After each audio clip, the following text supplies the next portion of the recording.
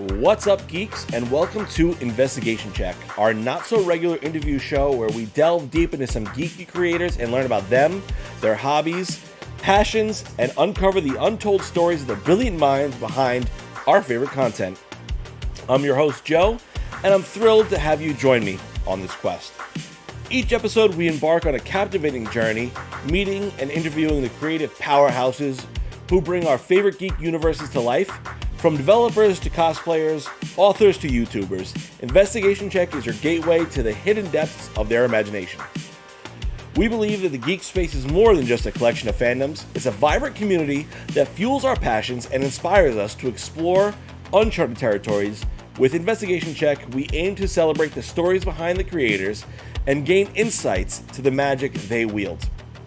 Each episode is a critical role as we uncover the triumphs, challenges, and defining moments that shape the careers of these remarkable individuals. We leave no stone unturned as we roll the dice and roll out the tales that define the geek landscape.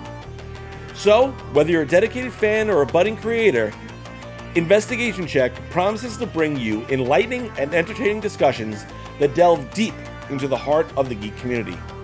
Join me on this epic adventure as we roll the dice, uncover the truth, and embark on unforgettable quests together. Get ready for Investigation Check. For our launch episode, we're going to continue with our cast interviews from the amazing and now indie show, Goodberry Cafe. And I'm happy to introduce my friend, co-worker, and founder of the New Age Geeks, player of the complicated Tristin on our actual play D&D show, Forging Fates, the amazing Donald Jemmott. Hello, Donald. Thank you so much for joining me. Hello, Joe. It's nice to be here. If you haven't yet checked out our Monday show, Forging Fates, it's on 3 Mondays out of the month at 9 p.m. Eastern, 6 p.m. Pacific. Obviously not tonight, because we are doing this, our not-so-regular interview show. We also have Goodberry Cafe, which typically rolls on the off Mondays, but we are here tonight. Let's see, you can check out our schedule on our Instagram, our Discord server, all those other places where you can find us. Links are posted in the description below. Let's see here. We've got our amazing Jem who's saying, I'm so loud. So let me lower me down a little bit here. Sorry, Jem. It only makes sense. Sorry, Jem. Okay. How's that, Jem? Are we good? Alright, continuing on. Oh, the music is loud. Okay, I can't do anything. The music is what it is. I don't know if I can lower this music down any further. I think that's the lowest I can get on music, so turn me off. Alright. Let's see here. Alright, let's raise me up all the way again. How is that, everyone? I hope our volume is good now. Thank you so much for joining us. You guys are amazing. Let's see here. Where was I? Perfect.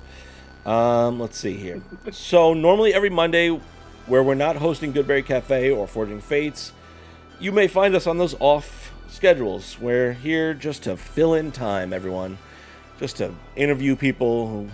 We're professionals. That's right, Sarah. We're professionals. We know what we're doing.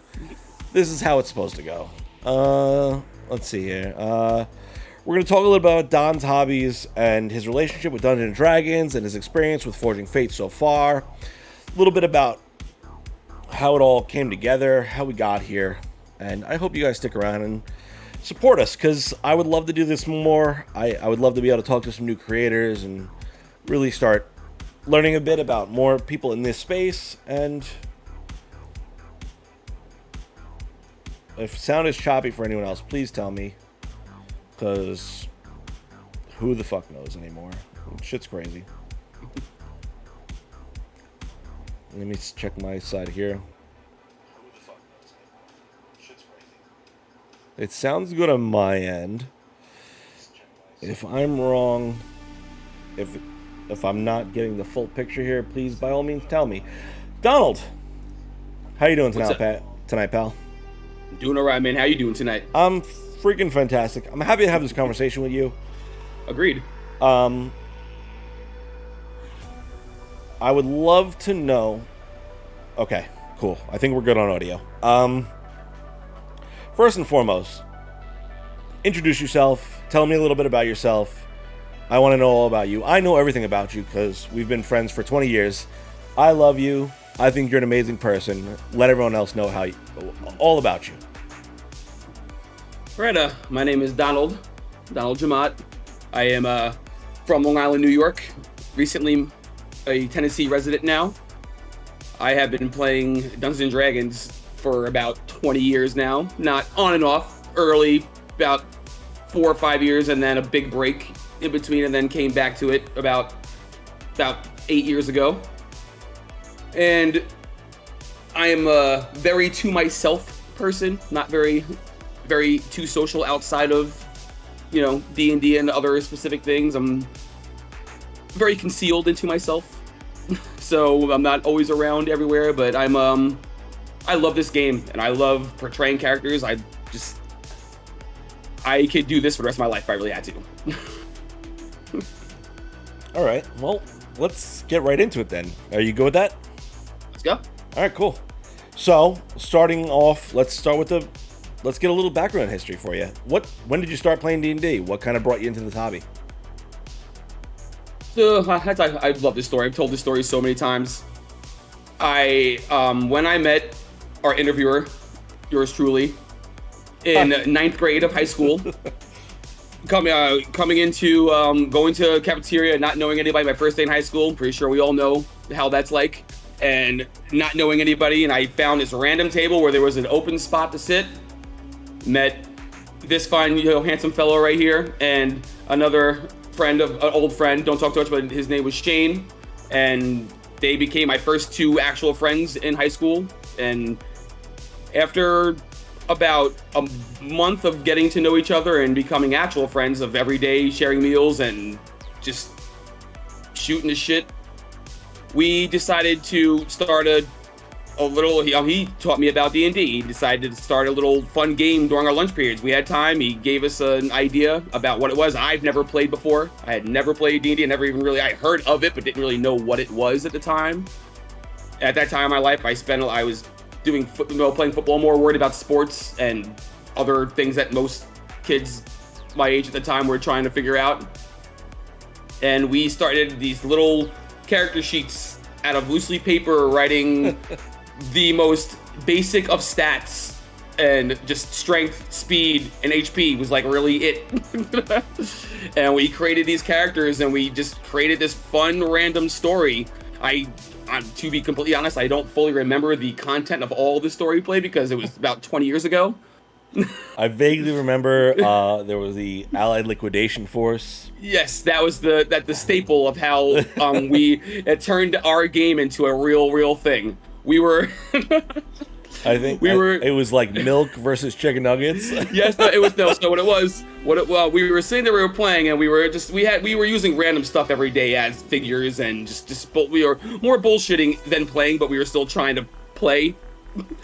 And we started this little battle scene, and I decided to pour a carton of chocolate milk into his food tray that he wasn't eating anymore, and it was like mashed potatoes and mac and cheese, and poured it in there. And then as we were just messing around, and we saw the pile of the chocolate milk just taking over the mashed potatoes and mac and cheese and his lunch tray. We just instantly, which became a staple for what we talked about almost every day after that, the Allied Liquidation Forces will beat the solids every time, no matter what. And that literally became something that we used, and the Allied Liquidation Forces were born and became a staple to that personal story. That is how we became friends. That was it. That was the defining fucking moment. It was the milk versus fucking mashed potatoes. That was the hardest laugh. Yeah, we sat there like literally crying for like 10 minutes after. Like I forgot which one of us said it first. Oh God, who knows? I just know that it was happening, and we just said Allied liquidation forces will always defeat the solids. Oh God. And then that was that from there, and then we played every day at lunch, every single day, and the games changed. We would go through one story for 3 days, and the next day we'd get bored of that and start a whole new thing. And all of our stories were always based on like cartoons we were watching and video games we were playing. I remember making up like a Dragon Ball Z like role playing where we would just kind of like tell stories with DBZ characters that we would just make up. Leveling up was going Super Saiyan, and you can level up again. You go Super Saiyan 2. And oh God! So many failed experiments. We were not cool in high fun. school. That's clear. I still, because we never paid attention. I always wonder what everyone else was, how they were looking at us. Because we never. God. When we were in our zone. Yeah, and we were sitting there playing. We literally were in our world, and no one else mattered. Once that bubble went up, that was the end of the story. We were we were good. We figured out lunch period. This next hour was ours, and no one sat at that end of the table. No one sat with us. There would be random people every now and then, but once we actually had that click, because there was the 3 of us that whole year, every lunch period, and then we just had that whole side of the table, and we destroyed it. Oh God. Good times. Yeah. All right. Well, how did we get from that to New Age Geeks? Ooh, a lot of years from there to New Age Geeks. Yeah. It's like 20 years between the two. Yes, like quite literally. Yeah. We did that. We did those. We did some even during that time. When I was getting first in, we went from there and we realized that we were actually enjoying playing the games and we were having fun, and we kind of wanted to get a little bit more serious with it. So we decided, we had a library that we all lived nearly by, and we decided to, every like Friday or Saturday, whatever days that, every D&D campaign has, trying to schedule up so everyone can meet the same time of week. It doesn't always work. That's why no campaigns almost make it past level 3. Yep. And we decided to go to the library and use rent. I don't know if rent is the right word, but we had to like get a spot for that empty room. Kind of signed up the space. Yeah, and that was when we were playing first edition, which was the third edition. It was third. It was the most confusing. We're talking almost 2 whole sessions just creating a character. Yeah. But Math, we went not there. Your strong point. No, not at all. And we went there once a week for, again, I would have to say a good month and a half. It didn't last too long. We tried to make it a thing to last forever. Yeah. But scheduling, we were all kids. We were just starting to get jobs, like starting to actually have life outside of school. And we did that on and off for a while. Then we had a home game with, I forget his name. Adam, yes, we had a home game that he DM'd. That was before you were a real DM. Yeah, I said it. I played in that game for a long time. Yeah, I literally did I started that game. I created a character and played for about 2 sessions, and then I didn't play D&D for about like 10 years after that. So how'd you go from that to when's the next time you played D&D after that? So I get a call. Well, no, not a call, but I get a call from yours truly here. And saying we're starting. I'm getting ready to start a D&D game. You remember that game, right? Oh yeah, I remember. I vividly remember that game. No. I'm saying that's what you said to me. You remember that thing we did like all those years ago, where it was a lot of numbers and you really didn't understand it? Yeah. So he called me and asked me to jump into a game after a while, and I was like, you know what, I liked it. It couldn't hurt to play. Every now and then. I was not super excited or hyperly excited about it. Just like, something else to do on another day, hang out with some friends, just snacks, order food, hang out, play, just why not? Fun day out. And then that turned into history, because that game, which we'll probably get into, that game was the game that made me actually fall in love with the whole role-playing concept in general. Well, so what about that game really? What about that game made like?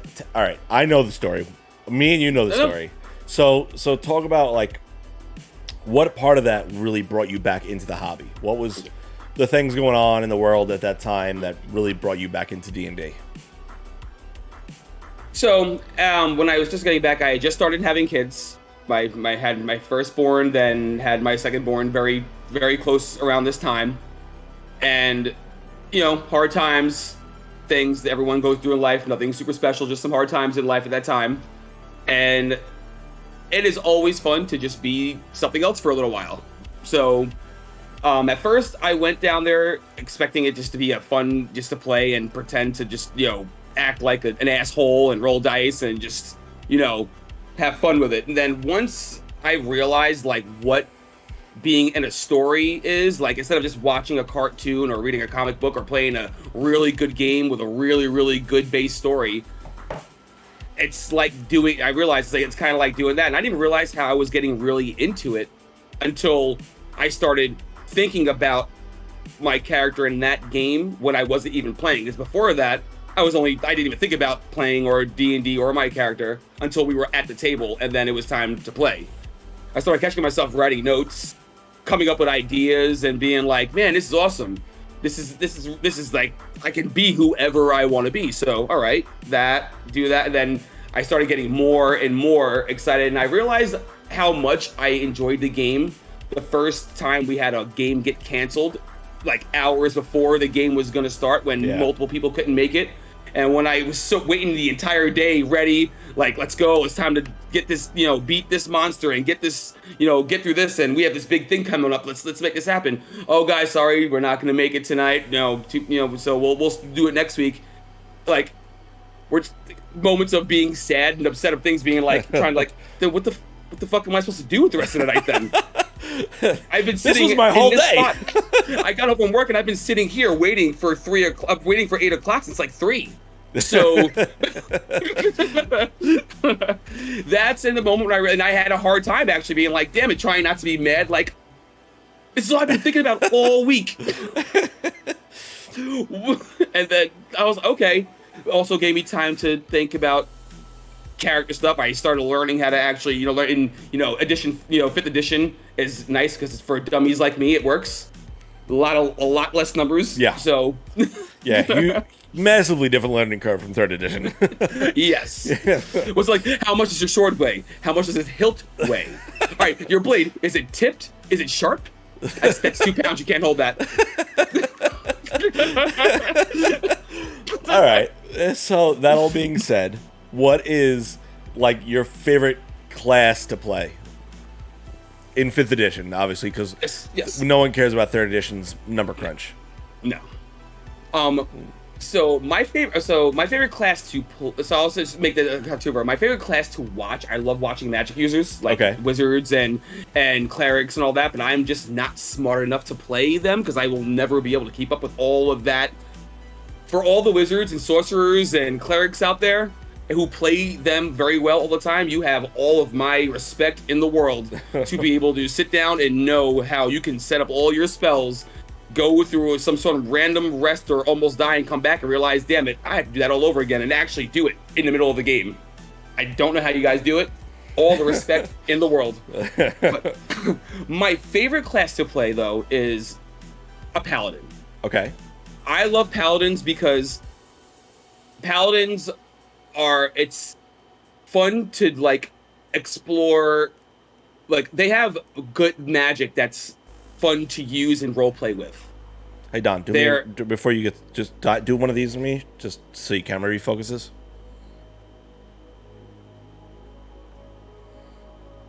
I don't know. Anyways, all right. Just try and move in and out so your camera focuses while you talk. All right. So while I'm doing this rocking motion. Yeah. Just get crazy with it. The deity factor is great, where you can create a character and then that character has a specific relationship with a non-table player, where you can create a whole fun dynamic between that, and depending on how you do that, and you can wield that into how you use your paladin magic. It's not like a growing up as a wizard or a sorcerer or a cleric, or well, clerics technically paladins, but I mean, you know, I get what you're saying. And you can delve into, like, you could be a paladin where you are just worshiping the greatest of the greatest good of gods and do this and create your character. But then you could also, you know, worship the evilest of this and create a character to try to win that over. And then it's more than just being a paladin. It's more than just using spell slots and magic and all that. It's using your magic while trying to role play your character, delving into the reason they have that magic. Which I know you can create characters in other classes to do sort of things like that too, but when you're playing a paladin, you're actually, I don't know if it's just me, but you can get that, there's I guess extra reassurance, because you can have a side relationship with the deity that your character is doing, and you can play that lore. Right. If that's the right way. So what you're trying to say is, like, you like being able to have the DM there to help kind of like shape the story that you're going to tell. Yes, and I don't mean that as a lazy No. I know what you're saying. Like, I know me, like, as your long-term DM. I know, like, you trust me a lot to, like, help kind of like build the story with you, and you like being able to give that a little bit of that what's the word I'm looking for? Like the autonomy of your character up to your DM. Like, you trust you trust your DM. Yes, 100%. And it's fun because you don't know, like, if you could do something and say anything you want, and depending on your role or depending on how the DM would like to, you don't know what they're gonna, or what you would, you know, in this case, with how you're going to react back. So it's not like an automatically known thing. It's just literally throwing the ball and then waiting for the ball to get thrown back with a note you don't know what it is. Like, damn it, now I gotta either figure that out. It either works in your favor or it doesn't, but it's still fun to play. Yeah. And I will say, I've always appreciated you as a player. Like, you've always, like you said, you throw the ball to me, I take the ball, I write a note, and I throw it back to you, and you've always been there to, like, catch it. Like, okay, I wasn't expecting this fucking note. Let's learn these new rules. And I will say, you've always been really good with, like, taking that and, like, being able to interpret that as a way, like, and role playing. Like,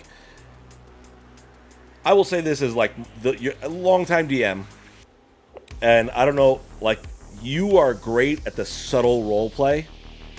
You really like to, you know, like, you are terrible at facial, like, hiding your facial reactions. So you are like, as a player, you're great at, like, getting into the mindset. Like, okay, I am Tristin, the character. That is literally my favorite part. Right. So you're playing the character. So any facial reactions you have during the game, that is Tristin facially reacting to whatever situation it is. And what's funny about that is I noticed that because I like when people know how I play, because when other people are watching, I guess sometimes it gets a little weird because they're not knowing. Right. I have moments where I snap in and out of character depending on what I'm doing. Right. And laughing is what snaps me out of character more than anything, because something's happened and I'm trying to not laugh and it gets me. And I like to laugh at funny things, so I'm going to laugh. Yeah. But one of my favorite things in general, period, that the main, probably the top tier reason why I love this game more than anything is that factor exactly. Yeah. I love when the scene is in, especially in serious scenes or real scenes, or like where it really matters and there's emotion going on, or something serious is happening, or there's something going on. There are moments where sometimes I honestly, literally, because I get into my head as the character and honestly, and I try to literally become that Tristin, that character, or whatever, any game I'm playing. Yeah. I try to embody and put my mind state as if, like, I'm not me right now, I'm actually him. And that's why, and I don't always do it on purpose, but sometimes I do. But that's why the facial expressions and the trying to, like, sometimes when I'm in the scene, but I'm not talking, but I'm listening, you'll see. I'm sorry if it's weird for other people, but he'll be looking down and looking up, or like being irritated at something someone said, or laugh at something they said in character. So that's Tristin laughing in character, sitting there. I try to when I listen to other games like Critical Role and many other, I know most people know Critical Role, so in other games I listen to and watch, I always like to think about what the characters that are not in the middle of talking to each other, what their characters are actually doing during that moment. And that's what I think about a lot. So when I sit there, especially if I'm not talking for a while, because I have a hard time not talking sometimes. No way. That's me just trying to be trying to show in the moment, if it's at a table in front of a regular table with people are co-stars, or a regular table other people, or people who are watching, it's something I'm hopefully trying to show them that that's what he's doing in that moment. So and if I do jump into a moment, or I decide to say something randomly in the middle of a conversation, I'm hopefully portraying the reason why I'm doing that. I think I don't think enough people realize that's what's happening. Because it's never been said before. But I know how you are, so I know that's always been a very awesome part about having you as a player, that you're very always constantly paying attention, even when it seems like you're not. Like, you're paying attention, you're emoting in character, and it's always been really interesting for me. At least as a DM. Yeah, I honestly don't always do it fully on purpose. Sometimes I forget that we're even on camera, and I'm in Tristan's head, and I'm actually trying to figure out what my next move is going to be. So I'm trying to find that and doing that in. A million and one thoughts are racing through your head at any moment. Especially when I know that you're about to ask me a question I am not prepared to answer in character. All right, so kind of diving into everything you just said, what kind of was your inspiration for Tristin? Like, was it hard to create him? Like, where did that all come from? I guess to be completely honest, the original creation of him, it took me a little while to figure out, because I didn't know what I wanted to play, because I had only been in one really serious game before this game, which was our game that we played when we lived at home. We lived in New York. And that game was what we played that game for like 4 years. Yeah. And that was the only character I knew. So I tried to create something, and the character in that game I also played, his name was Tristin as well. Original name. Yes. And when I was creating it, I was talking. I'm not sure if I'm allowed to say this or not.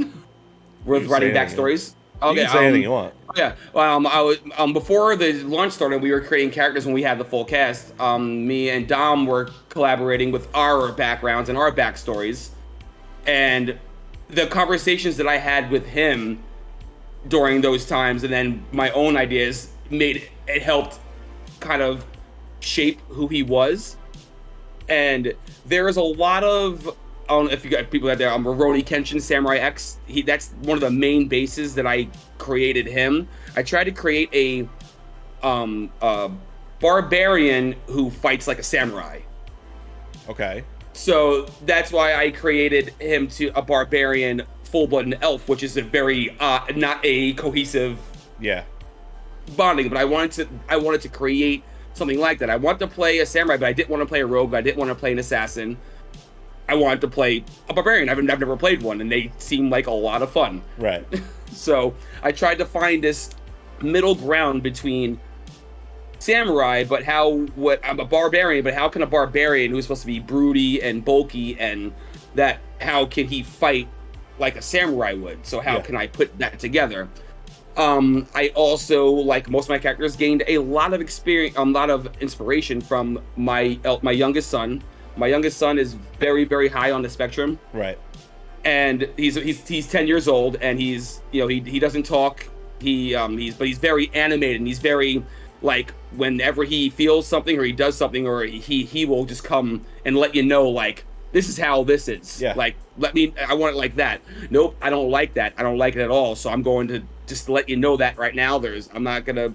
And if I don't like you, I don't like you. Go somewhere, and if I like you, I'll hug you. I'll protect. So I try to initiate some of that stuff with Tristin, my character, which is why he has a very high protective state of his mental state. Yeah. And I tried to mix a lot of that inspiration with how Rurouni Kenshin from Samurai X, for people who are familiar with the animated series, the movies, and the live action movies plus the series, he goes from being a ruthless killer to trying to use those skills, but become a good person and do what he has to do. But he'll still do what he has to if he needs to. I tried to throw all of those elements in there, and also, like right here, Vegeta's the greatest DBZ and anime character of all time. So I make sure that in every character I create, he will have a Vegeta-esque deal in there. Yeah. I already know the answer, but just so everyone else knows, what's the name of your son? What's your son's name? Tristin. His name is Tristin. Yeah. Yes. So Tristin is, yes. Yes, Tristin is Tristin. And I think that's awesome that's like you bring that connection in there. I think it's knowing Tristin and being Tristin's godfather. I think you really do a lot to speak to the connection you have with your son through Tristin the character, and it's always a pleasure for me to watch you play him, because he's my godson. I love him. I love you. I think it's always such a pleasure to see you give him the voice that he demonstrates to you and everyone else. Like the few people he does demonstrate his voice to, I think you do a great job of translating that voice into this heroic setting. And I just want you to know that I love you, and I think you do a great job at doing that. Love you too, brother, and thank you very much. I appreciate that. I know. And what was I going to say? With whenever I'm creating a character, and that's why I don't just use his name just because he's my son and because I want to. Whenever I'm creating a character, whenever I'm trying to come up with a fancy name, just like when I named him when he was born, it's just that's the name I think of, and it just always. I can't think of a better one. Just the one I'll probably use for almost all of my male characters, unless it doesn't work. Yeah. Well, where did you get the name Tristin from? I got the name Tristin from the Knights of the Round Table. Yeah. I am a very, very, very big into medieval culture. From anything, any movie, any book, or anything I can get my hands on that involves knights and samurais, Mongols, or anything that involved any type of the Middle Ages, Dark Ages. I am in one of my favorite stories, which, like a lot of people, is King Arthur, the greatest real or not real king. It's never been confirmed, but in my world, he was real, so that's that. And I watched the movie. I watched a lot of it. I saw the 2004 King Arthur movie, and it's still one of my top favorite movies of all time. And when my wife let me know that we were going to have a son, I was like, I'm naming him Arthur. He's going to be King Arthur. And she said that there's no way in the world you're naming my son Arthur. So you better find another name. And then I went through a couple names, and I was like, I'm picking a name from the Knight of the Round Table. He is going to be one of the Knights of the Round Table. Yeah. And then when I went through, she didn't want Gawain either. So that didn't work. How could you not want Gawain? So then finally, when I brought Tristin upon, I said it, and she actually was like, Tristin, I like that. Yeah. Then we're going with Tristin. Then the hard part was going with Tristin. Tontinten. Okay. the common spelling. Yeah. So his name is spelled Tin. Mostly, I usually try to change it to Ton, but I stuck with Tin for this character. Hey, whatever the missus says goes, right? Or else I wouldn't be here. All right. So, that all being said, how would you when you play role playing games, how would you kind of rank it? Like combat, role playing, mystery, exploration. Like, what's your tier there? What's most important? What's least important? I think it's all very important. Obviously, some people, everyone will say that generic answer. I feel like it's all important. It's all part of the game. But I personally, There are some games where, depending on if there's a looming battle ahead and it's about to be, I'm clearly going to be ready for a battle already, and I'm not going to care about role playing for that game, for I know we're about to almost die against a freaking ancient dragon in some sort of, anything. But I enjoy role playing more than anything, and not even just being in like the scene, like being the person in the scene. I enjoy watching role playing, even in the game. Yeah. Seeing how my fellow, players are, how they're coming up with anything on the fly, or if they had anything planned, or I don't know that because we don't discuss our personal information or what we're going to do before games. And I love to see how other players just like go with the flow and what their ideas are and how they move on. Like if I didn't say like I want to make this investigation check and someone gets it before me and they roll it, I'm like okay, let's see what happens. Yeah. Is she about to get that ring that I really want, or or that sword or that sword you really want? I didn't say anything about a sword.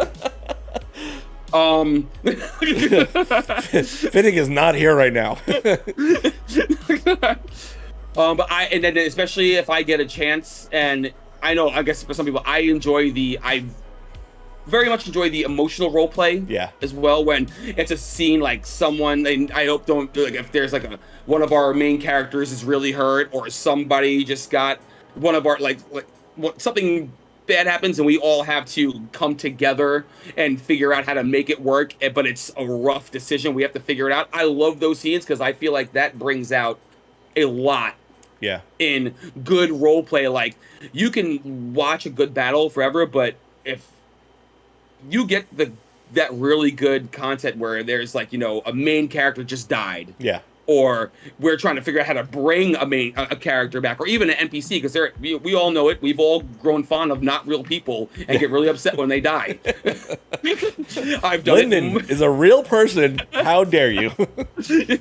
I like most NPCs, and I like actual people in real life. So yeah, I get it.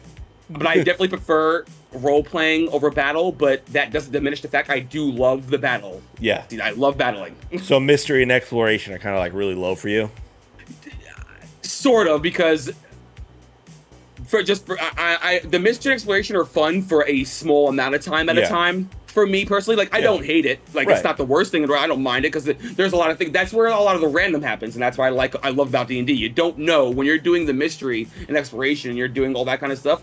Anything could happen depending on where we decide to go or what's going to happen, because we don't know what the DM has in plan. We don't know. So that's the fun part about that. We can walk into a cave and find $1 billion gold, or we can walk into a door and get murdered.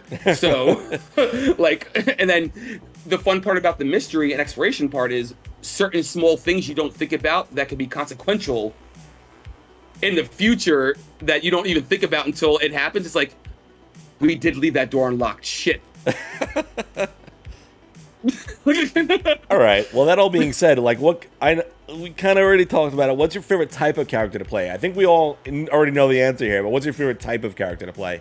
The broody rogue. Yes, I am faulted for playing the most common character that most people play as their main character, their first character. Yeah. And every time I try to create a character, Tristin was not meant to be Tristin the way he is now at all. That's not the way that he was drawn up. That's not the way he was planned to be. He was supposed to be a lot more comical, a lot more out there, and a lot more then I learned that when it comes to playing certain characters, I'm kind of a one-trick pony. Okay. And I know how to play this character very well. And even though I try hard, I always veer away. And when I'm not noticing it, I'm just right back. So, I think we already kind of gathered this from everything you've said too. You're not a stat optimizer, I'm guessing. Not at all. For me, I love just the character creation, what the character is, more than what the stats mean. Yeah. The stats are just the numbers on how the dice roll. That's not, the stats aren't the character. I will say that, there are certain DMs or other games where if I do have a high charismatic player, I'll try to throw those kind of things in there, and certain intelligence stuff. If I have a high intelligent character in certain role play moments, I'll use that small little thing to be like, oh, wait a minute, I might be able to role play something smart to say and see if I can get the information from that book because I am an intelligent character. Right. Like that, but I don't ever let the stats define what the character is, because that's you playing your character sheet, not you playing your character, to my opinion. Yeah, no, that's a great point. I think too many people play their character sheet and not their character. Like you said, they're just numbers on a page. Like that's not. Yeah. That's a great way of putting it. Yeah, and I try really hard. Like I'm a barbarian. My strength stats are garbage. Yeah. My AC is like 13.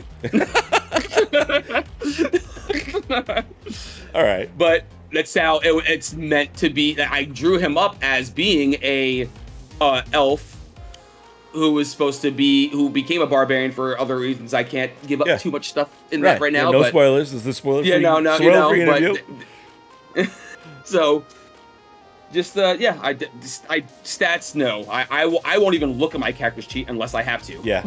All right. So when you create your character, what are you pulling from parts of yourself, or from things outside of yourself? What goes into your character creation process? I always try to create somebody or something that is not me, at least 80%, because I do like to throw some of me into my characters, because if you're not throwing a little bit of yourself into the character, it's gonna be really hard to just that's just for me personally. It'll be really hard to just not, because I have certain things I do that I don't mean to do, but they happen, and it's me doing that, so I can't really role play and try to be something else if I'm gonna do those things, even if I don't realize I'm doing them. Right. But I just lost complete train of thought.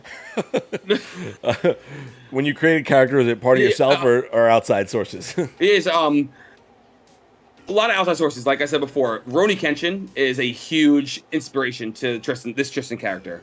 Huge. That's a lot of when he sits down and puts his sword over his shoulder, when he kneels against a door, or when he's sitting against the wall. That's why half the time he doesn't lay down, he sits, because that's how Kenshin always did it. When he's relaxed, he sits and he puts his sword over his shoulder, because he's always prepared for anything to come around, but he's still resting. So even the way he attacks and does his moves, and I try to animate him very, very influenced by Kenshin from Rurouni Kenshin or Samurai X, depending on if people know the whole series or not. It's one of the greatest anime series of all time. If you don't know it, check it out, please. Okay. So, but yes, and then also Dragon Ball Z. Vegeta is the GOAT. I get it. He is. So, just kind of circling back into your whole D&D experience so far over the last 20 years, what is your craziest D&D story? Do you have one? I think I know a few of them. I've probably DM'd a few of them, but what's the D&D moment that stands out most in your mind so far? Okay, I actually have an exact D&D moment that stands out more than any moment that I've played in any game I've ever been in, and I will say, even to this day, this moment I still consider this to still be one of my top 10 moments in my whole life. Okay. I never thought I can have an emotional reaction to a D&D moment like the way I had it during this moment. Okay. And I know you know which one I'm about to talk about. I'm sure I do, but I don't know which exact one you're talking about. So, we were playing in our game, the main game we played for about 4 years, and I was playing a rogue. I'm sorry, no, it wasn't a rogue. It was a ranger. A ranger, yes. I was playing a ranger. His name was also Tristin, and I went from being a ranger, just a regular. I forget what my main. I went from being a main ranger, and I planned on leveling up as a ranger fully, because I wanted to, because I saw what rangers can do at level 8 and 9 if you get there, and it's intense. But then when we got into the game, it's another thing that pulled me into D&D when this game got started and playing it, was learning how the paladins work, and going into temples and things and how the world has evil deities and good deities and fake deities, good and evil on both sides, and sometimes you don't know, just because somebody has power doesn't mean that they are almighty in the world. Right. And so when we went, the story led us to a Bahamut temple in that story.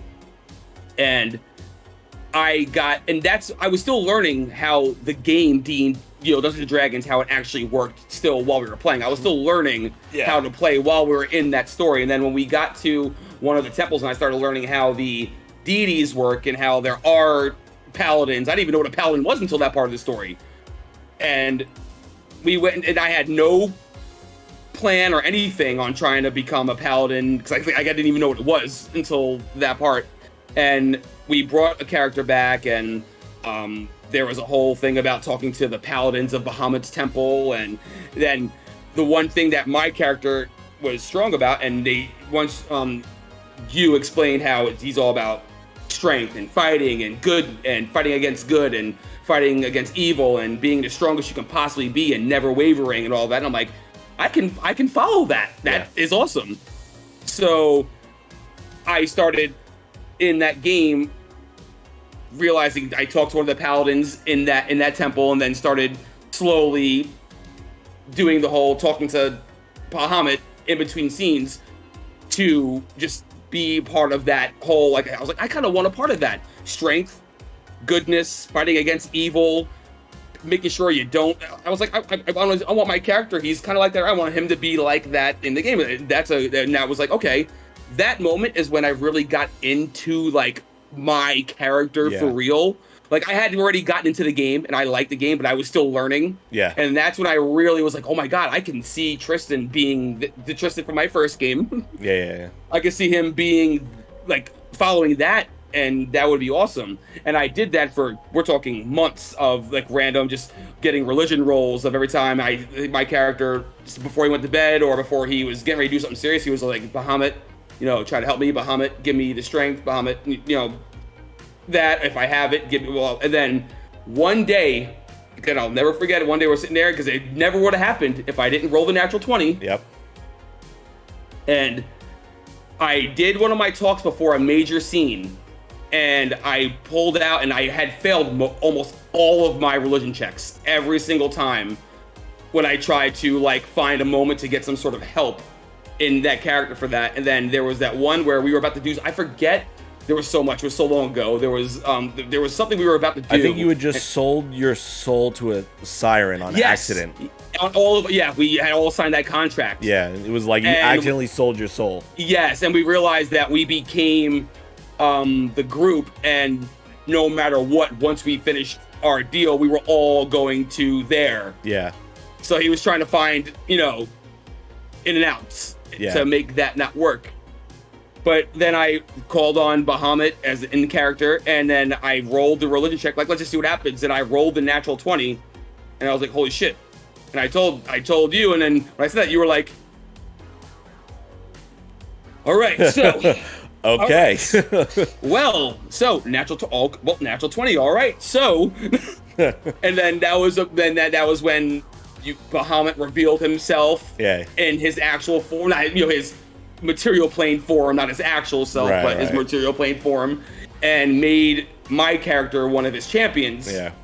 And then I became my first level 1 paladin after realizing that, and then that became the staple for Tristin, where he went from in his character only caring about himself and dealing only with his self stuff, and then went from that to, all right, I'm a champion of Bahamut now. And I remember standing up when you were giving me the monologue for how that was happening.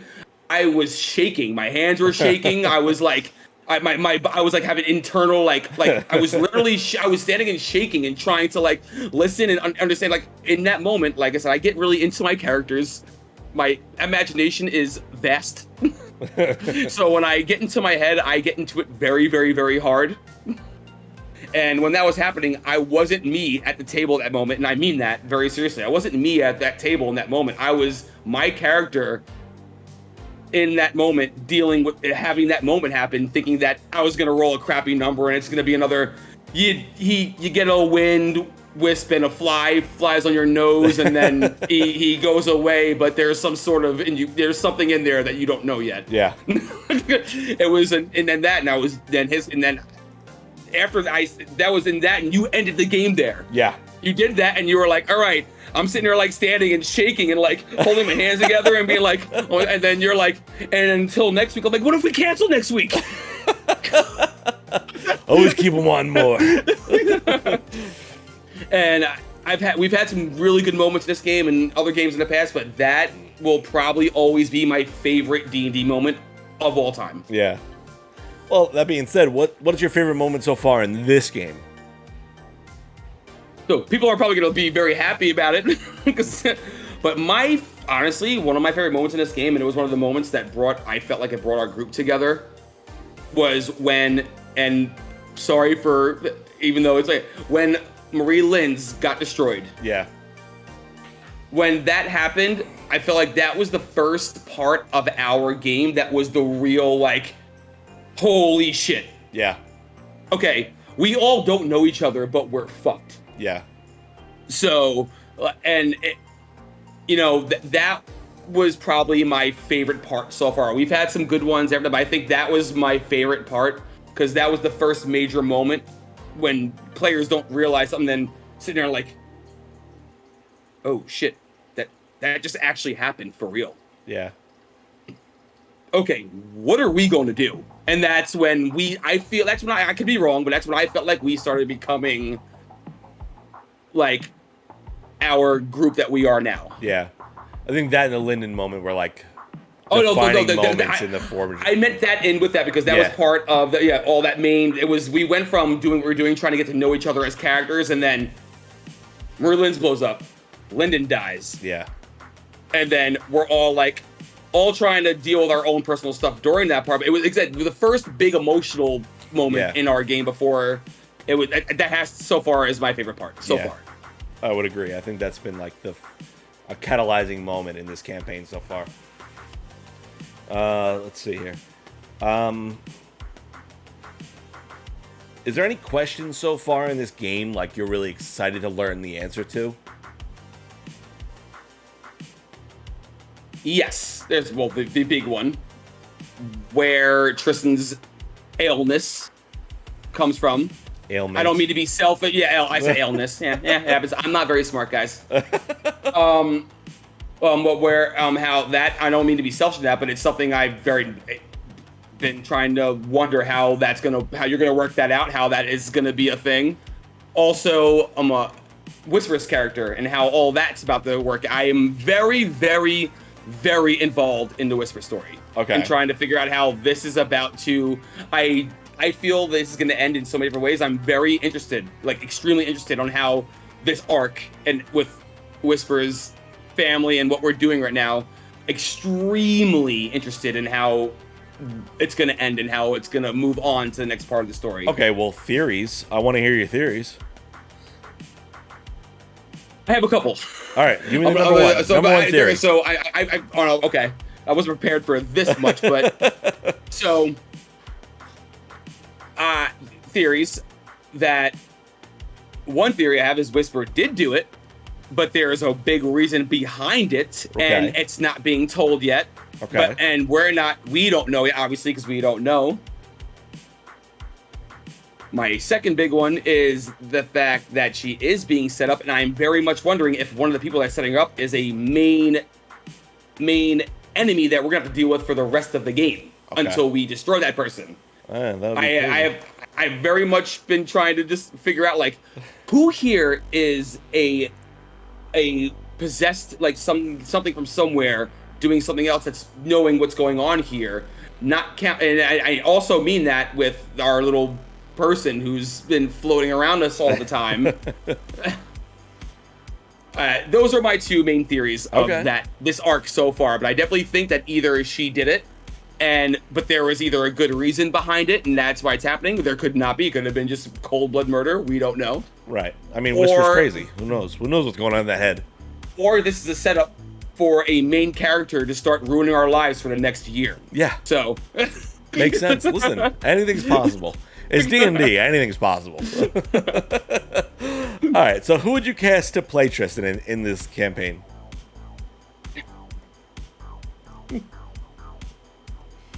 Who would I cast to play Tristin? That's a really hard question.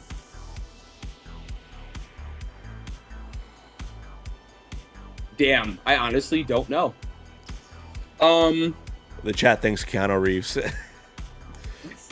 I can see it. I can see it. Bro, that's actually really good. That's actually really, really good. He wasn't even in my head either. The long hair, think of it, Last Samurai mixed with John Wick. I can see it. Now I'm also thinking like a Jason Momoa, but smaller. Right. All right. Yes. But John, I'm sorry, Keanu Reeves is great. I don't know who said it first, but that's great. Taz thinks he's too old now, though. Yeah, makeup and internet can do a lot of things. Keanu Reeves is immortal, so he hasn't aged. We all know this too. But Keanu Reeves is really good. I wouldn't even have thought of that. I was trying to think and go away from it. I was like, man. Then I was also thinking Roman Reigns from WWE. I think they're too big. I think like Jason Momoa. but smaller versions. Yeah, I think Keanu Reeves is good because we're paying them. He's got that like live elf figure. I guess I'm it. thinking more of the face. Yeah. Is there any scenes so far we've done you want to see a fan art of? Actually, yes. They're not just a scene in general, but I do want to see a fan art. It's actually funny because I was just talking to Marie about fan art. I would like to see a fan art of when we have one of our when we finally get to before Marie Lynn's broke down and we're hiding or somewhere, like when we're all either bedding down for the night, but there's something looming. A open room shot of Tristin sitting on the corner, somebody else looking out the window, Gormrog either drinking something or making something, preparing something, if it could be early morning or not, and Whisper either being looking through some sort of somebody's stuff while they're sleeping, looking for the sword, the death sword. But it's just not even that, stealing by somebody shit. Sitting there nonchalantly, just holding a bag open, being like, "What you got in there?" And then just belling on his wyvern in the moonlight. Yeah, a nice an open little a long rest scene where shifts are being taken, two people sleeping, two people are doing things, where we're all in that one room in some sort of whatever place we're taking that long rest in. Yeah, I think that would be that'd be really amazing. Cool. So let's see here. I want to know, what advice do you have for players that wanting to roleplay and get into their characters more? Well, I guess getting into more of what I said before. Yeah. When you're creating your character, create your character to play your character, and again, not play your character sheet. Play the character you wanted to create and play that. Again, like I said before, the stats don't define what the character does and says and how they react to certain things. Stats only matter when you have to roll the dice. Yeah. That's all that matters. Again, I know some DMs take it really seriously. I'm not saying that if you're a high charismatic character to have no charisma at all, or if you're a high intelligence character or if you're a low intelligence character to try to be a really, really smart character. Those stats do matter for certain things like that. But when you create a character, just play the moments the way your character in your head is being played, not the way that your character sheet and your stats are doing it. Do what you want to do and play your character. Yeah. I think that's good advice, because I think people get too hung up on the numbers on the page more than the story they want to tell. Yes. And I think people limit themselves too much, And characters can, just because you create one idea for your character, it's like I'm currently doing it just right now. I'm trying to do some other things that I originally had planned, but they changed in the middle. Just because you come up with the idea for your character doesn't mean that's the character defined and definite. You can always realize, I don't like how this is working. I'm gonna kind of tweak that and change how he or she does that in these moments and all that, and turn your character sheet upside down and just think about how would he or she have acted in that moment. And I know I'm a paladin. Just because I'm a paladin doesn't mean I have to do this. I can still be mad at deities for certain things that they do, just because this is the person I am. Who's the person I want to be? Yeah, it's the main thing. Just don't let the character, your character sheet define how you role play your character. Yeah, that's great battles. advice. That doesn't count at all because battles, you need all the numbers. Right. Is there like a dream? That's when guest, it matters. Is there like a dream guest member you'd love to have on our show? Anyone from Critical Role. Yeah. Anyone from Critical Role. I would say obviously Travis or Matt, but everyone's gonna say that who are Critical Role fans. Yeah. But Critical Role was a big staple of me. I learned a lot about this game through watching Critical Role. So. Yeah. Yeah, I get it. Yeah. So what constitutes metagaming in your eyes? I personally hate metagaming. Okay. So what is metagaming to you? Metagaming to me is when a player on a table is trying to give information out that other players on the table don't know in character and shouldn't know, but they're trying to lead them towards a decision to make or something to do or how it's going to work, or like in the middle of a conversation be like, oh man, there's if I walked in as a character in a temple scene or something, and there's a gigantic sword in the background that no one noticed, but when someone rolled it, but that character didn't say anything, but somebody else on the table will say like, oh hey, what's going on, man? Did you notice this big sword behind us? Yeah. Like, if I didn't walk in and notice that, I would have to take either an investigation check or some sort of, anything to learn what that is. But they'll walk in and be like, we're trying to get the sword. Hey, what's up, Tristin? You see this? Sword in the background. Sword, Cough. in the back. And then when they're trying to be like, oh, I don't know, someone has some sort of illness, or they're demonically possessed, or they're about only like 2 HP points away from going unconscious. Yeah. Like, all right, so I just walk into the room and being like, all right, so what's going on? I'm gonna get this potion and if the character who, like, saying the character I'm going to say is in the room, is in the scene. Yeah. As I go like, who needs a potion? The person who's not in the scene goes, well, I know that there are some people who are like really, really, really weak who really, really need it. Yeah. So like, they should probably get that. I think it's that. Yeah. Like I don't like when you try to pull if your character in game doesn't know what's going on in the moment, like if they just walked in. Yeah, commit to the scene. That's what you're saying.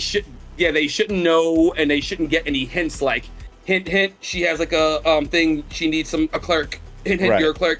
Get it. Because it's not like you as a player are not paying attention to the I know. game. Yes. I know. I'm sitting at the same table. Yes, but I don't hope I'm not a douche for saying it, because I know some people are very like, well, that's going too hardcore into playing your character, and sometimes it should be more lighthearted and fun and other things like that. But if you're playing in, I guess, like our game, a serious game, then those are things that's character building. Yeah, that matters. So I think if your character doesn't know what's going on, a character on the table shouldn't try to find a way to be like, look at that wall and that little lever that all of us didn't think to check. Right. Look over there. Go get that lever. Yeah. Like, I know we have all already wrote investigation checks, but you haven't, so roll an investigation check. All right. Well, so what do you enjoy outside of D&D? I love music. What kind of music? I am very, very hardcore into hardcore and metalcore music. Okay. I was I was a screaming vocalist in a band for about 6 years. I miss it more than almost anything. It was probably some of the best times I've had in my life, like almost ever, being on stage in front of people. I love writing music. I love writing lyrics. Even rapping. I know that's a whole thing with today's world. Everyone raps. I don't rap to become a rapper, but I do love writing songs for like my kids and for my friends. Like, I don't post any of my stuff, or I'll record something on my Facebook Messenger with a beat in the background, and then just think of something quick and send it to my wife or my kids or my friends and people I work with to see what they think. It's for fun. I'm not Very realistic. I know I'm not going to become a famous rapper rapping about D&D and nerd stuff, because that's what I rap about. I love video games.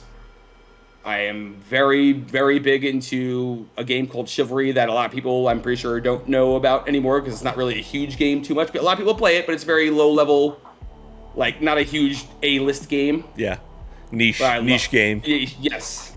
I watch the show Big Bang Theory every single day. It's one of my passions in the world. It's probably the greatest sitcom ever made.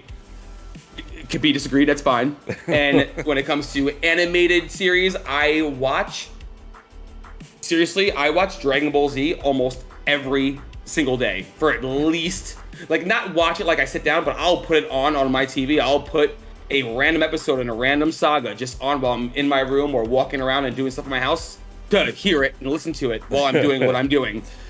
So I gotta ask, is there anywhere people can find you if they want to listen to any of the music you've done? No, because I keep it to myself. Like a lot of things I do, I keep a lot of things to myself. Okay. I am not very open with a lot of things, and certain. I'm very self. I don't want to say self-hate's the wrong word. I put myself down more than anybody else does. So yeah. Anything I do that even though I think it's good, I just automatically think it's bad. So I'll only keep it to the specific people, and I don't like to put it to the masses because I just feel like it's not worth it. Could you tell us the name of your band? Yes, it was Death Loves Final Embrace. Death Loves Final Embrace. Yes. Okay. Did you guys have a YouTube channel? This was we did. It's no longer a channel. Okay. We did a lot of live shows. I do have recordings at home.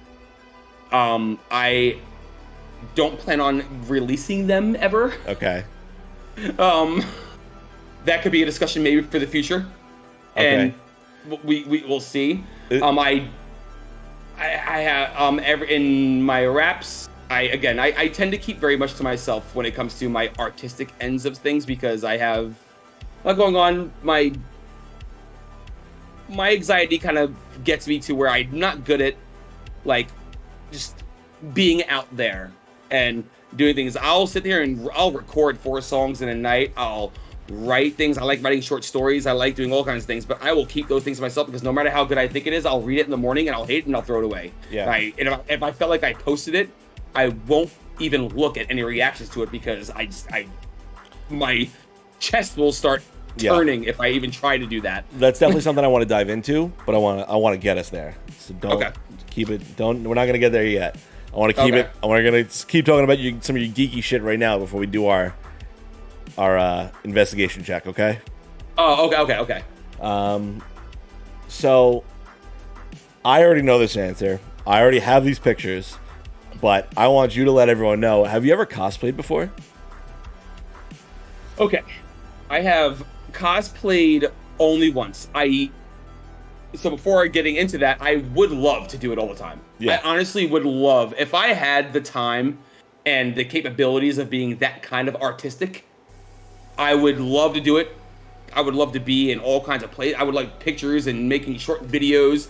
Like, one of my passions is trying to actually create a short video of combat videos, like being D&D characters, but trying to do realistic combat situation, choreography in front of camera. I would love to do that on a very, very serious level. Okay. But I've only cosplayed one time when I went to go see Critical Role live in New York, the only time they've ever been to New York. Yep. And we did not know they were coming to New York until they said it. They had done only like 3 live shows before then or something like that. I don't remember the number, but it was they've been to a couple places. And I love watching, I still watch a bunch of Critical Role live shows. I'll watch those more than I watch the regular shows. It's always fun to hear the crowd reaction and how they do that. And we found out they were coming to New York, and it was like, that's awesome. And I didn't think I was going to be able to go. And there was, I didn't have the money for it. We were, me and my wife, we were in the middle of trying to raise our first couple of kids.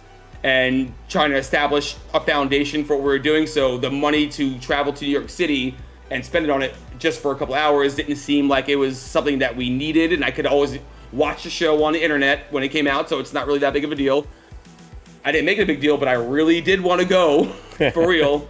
And I came down to one of our games and found out that the table all collectively put money together to buy a ticket for me to go to the show. And when I found that, I was like, holy shit. And the show was only like in like the day and a half or some shit. It was like soon. Yeah. And everyone had already decided on what they were going to wear. And I've never dressed up as anyone besides myself ever before this. So I didn't even know what to do. So I decided on the easiest way to create some sort of cosplay, but to make it believable.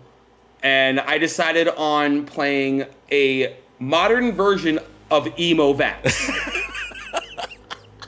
So I did have... It's so funny. So I didn't have the money to actually... I would love to have just played Vax from like his actual outfit and what he wore. But all I had the money for was to buy a wig to pretend like I had long hair. Yep. And then a friend of mine had the makeup to do my face makeup. Other than that, I had to do a dollar store version of a costume to make it look like something. It was so good. You wore like a leather jacket, right? With like yes, I patches. I had the skinny black jeans. I wore the skinny black jeans. So I basically tried to think of if Vax was around today, right now, and if he was in his hardcore, like he's always after he was always emo, so that's just after the first month. I tried like, what would Vax be like today if he was? How would he dress? He was going through high school. Yeah. In the late 90s, early 2000s. Can't go through 2019 wearing, assassin robes and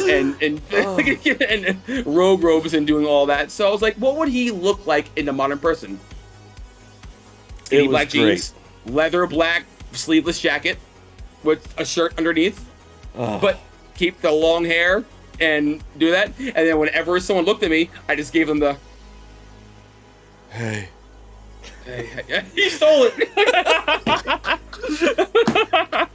Oh god, it was fucking phenomenal. When we were on, my favorite was when we were on the subway for the ride. Because people kept looking at me, and I kept being like,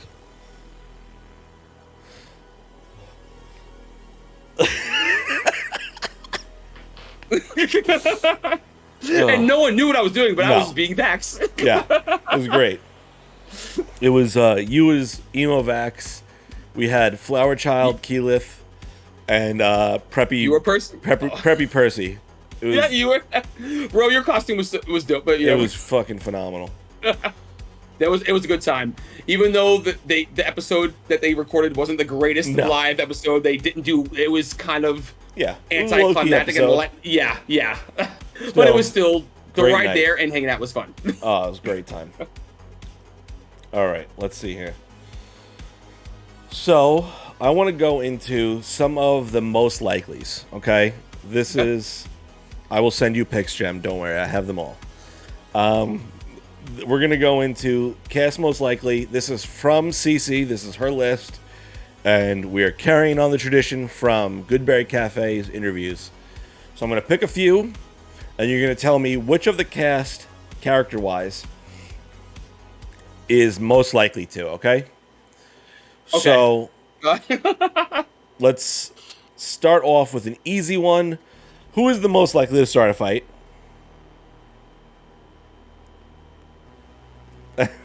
See, no, I'm sorry. I was getting ready to say me, but Whisper can also be... I think me and Whisper are both equally... Just ready to throw hands. And that's yes, 100%. I was getting ready to just do the whole thing, but I believe me and Whisper are our characters will be the most ready to be like... Yeah. Oh, we're not talking. Let's go. All right. Well, who's the most likely to have a villain arc? A villain arc? Yeah.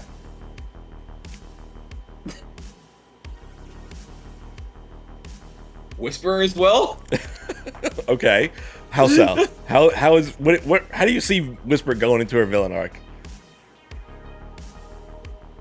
Well, only from what we were talking about, which is if for some reason our current arc is the fact that she is actually the villain of the story that is pulling a fast one on us. Makes a lot of sense. Can't trust her. After we figure it out, one of us gets murdered, and then we got to kill her. Okay. All right. Who's the most likely to have the best pickup lines? That's Gormrog. Oh, that's fair. That's a smooth motherfucker out there. All right. Who is the most likely to become a celebrity?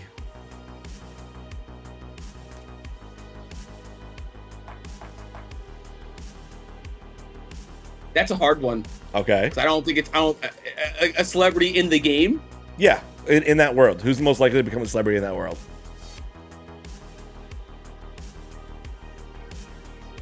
I don't know. That's a hard one. That's actually, wow, that's a stumper. I honestly, become a celebrity. You know what? Again, I don't mean to be sound like a broken horse, but I would have to go Whisper.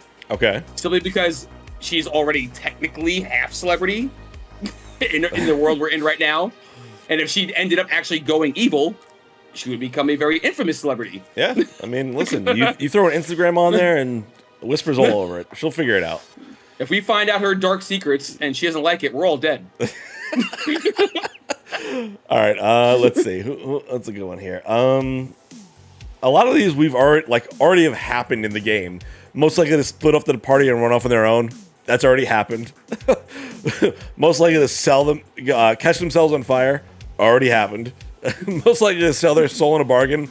Pretty much almost happened. Yeah. Most stealthy. Already know that. Arm wrestle an orc. I mean, he's pretty much an orc. Yeah. Damn you, Finnick. All right, let's see. What's a good one here? Who's the most likely to look the coolest in a fight? Tristin.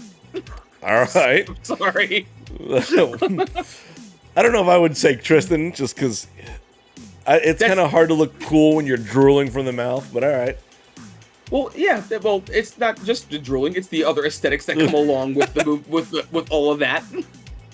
Let's see here. What's a good one? Who's the biggest flirt? Gormrog.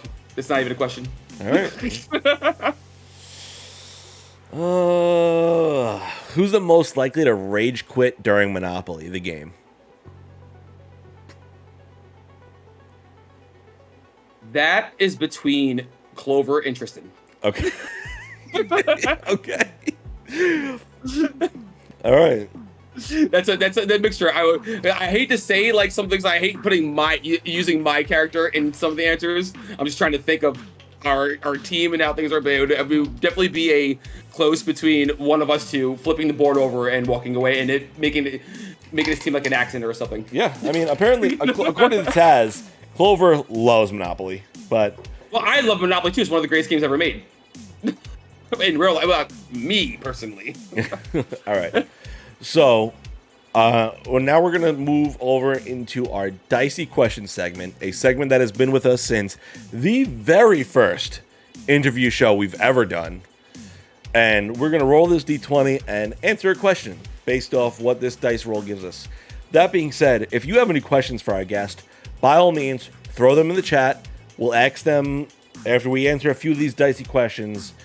And after that, we're going to go into our investigation check, where we do a deep dive into some of the thoughts, feelings, and opinions of our amazing guest. That being said, I'm so used to playing Fortune Fates. Donald, It works. are you ready for dicey questions? Let's go. All right.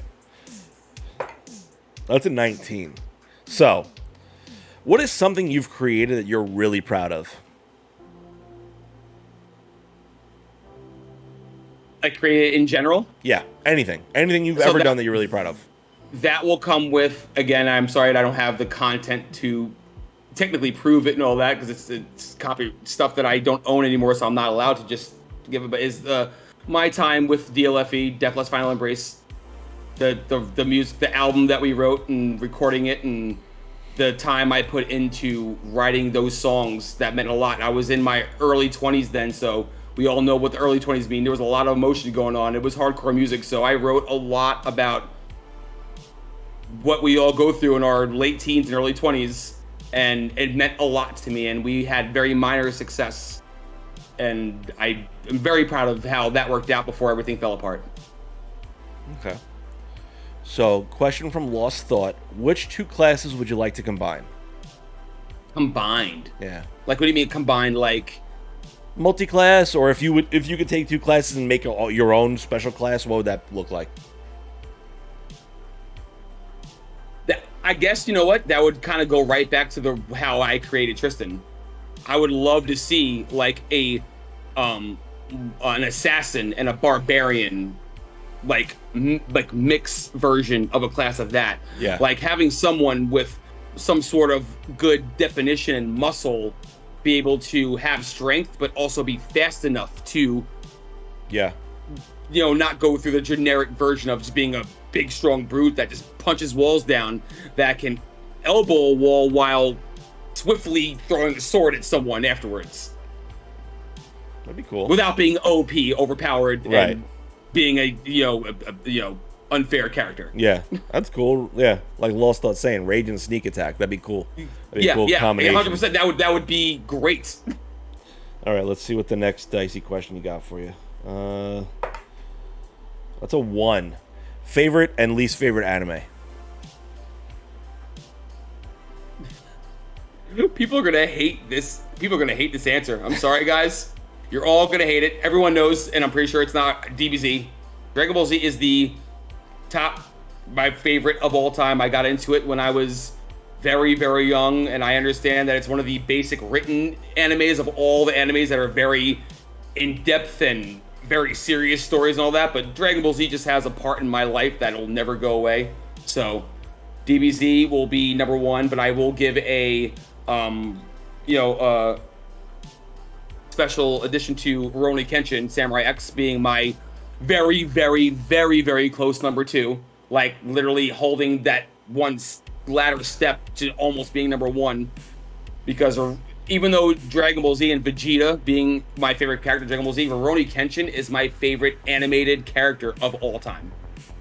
He's my favorite character, and that's DBZ is my favorite anime. Rurouni Kenshin is my favorite anime character, so it kind of combined, I guess, as a one thing. With other, honorable mentions being Yu-Gi-Oh, Pokemon, and all the other things. So just had to throw that in there real fast. The classics. You gotta go with the classics. Yes, all the greatest animes. There wouldn't be the animes we have now without any of those. Those were the... Do you have a least favorite anime that you've seen?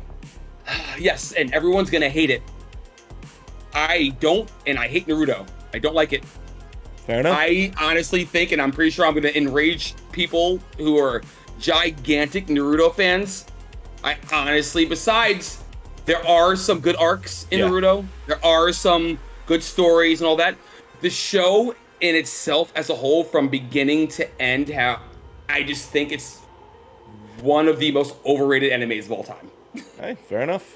Not saying it does have some literally like life-changing and legendary arcs, like episodes and certain stories in between certain series and all that are like, I do watch Naruto in certain episodes and certain like arcs and stories, but from beginning of the story to the very end, I think it's very dried out and very repetitive, even though that's what Dragon Ball Z is as well. So that'll be an argument that people will, I'll be ridiculed for a long time. Yeah, I love Dragon Ball Z from it being in my heart as a kid, and it just stuck into me. Yeah. And character-wise growing up, I didn't get into Naruto too much until later on, and then as I watched it, I got into it, but I kept realizing that I was into it. Then I liked the story, but then I hated that story. Then I liked this story, but then I hated this story. I liked that story, but then I hated this story. I just felt Naruto was always inconsistent. Okay. With certain, like, keeping it completely relevant through every plot and every arc in every series. Fair enough. Especially him going from being young and then him, having him, it gets bigger and bigger and bigger and bigger and bigger. I can go on forever about that. All right. Jembury wants to know, what class would you be in real life? In real life? Yeah. Rogue, 100%. Okay. Now, you want to expand upon that at all? Why do you think you're a rogue? Because I am, in real life, I'm very fast. That's true. I'm not saying that to be modest. I'm quick. I'm a very fast person, and I very much enjoy, like, when I was a kid, when my friends were playing like manhunt, hide and seek, especially in the dark at nighttime and all that. I was the one. I would literally just hide up against houses in the dark and just stand there, and people would walk right past me, and I was able to just move away, walk, all that. And I if I considered myself, I had to go into some sort of like post-apocalyptic type of world, I'm going to be a rogue. That's how it's going to work out. All right, fair enough. Fair enough. Colame wants to know: do you have any suspicions or theories about anyone in the Fist of Fate? Like, what's your number one theory about one of the other characters in the Fist of Fate? I think I gave one of those away, Ray, so far. All right, what's that? What's your second one then? Okay, that's gonna be a hard answer because I don't know, because I keep going. Some of the other characters are hard to read when it comes to wondering what's happening. Okay, but so I would, if I didn't say anything about Whisper, I would just go with what I know about her, because we're more high into her arc right now, so that's what's in my head. Right. For that specific question, I don't. Tristin knows Gormrog, so he's not. That's not a. I guess that question I'd have to answer a little further into the story after saying what I said about Whisper already. Okay. All right. Fair enough. Fair enough. It's Sakura-chan wants to know: do you have any current anime you're enjoying or hooked on? I'm sorry, it's gonna be a very disappointing answer, but not anything specifically new. What I've been watching, my original classics. Yeah. I'm a big on the classics of anime. It's hard to drag you out of what you're comfortable with. Yes, I'm a very hooked on what I watch. When I get hooked on something, I get hooked on it, and it stays there forever. Yeah. If you've got ideas for Donald, shoot them, message him, because we're gonna try and get him out of his shell and have him watch some new stuff. So you post him up. Let's try and get him watching some new stuff. Okay. I will say that I just recently got into Beyblade. Okay. Me and my daughter got into it very seriously, like watching the cartoon, and she had me go and buy them. You know this. We had to go buy them, and I had to buy all the studio things. And when I got into the actual, like, the game, we bought all our Beyblades, and we were battling each other in the house. I started watching the show, and I haven't watched it since. And I started there's a new series she's been watching. Or not a new series, a series I've never seen before, so I guess it's new to me. Right.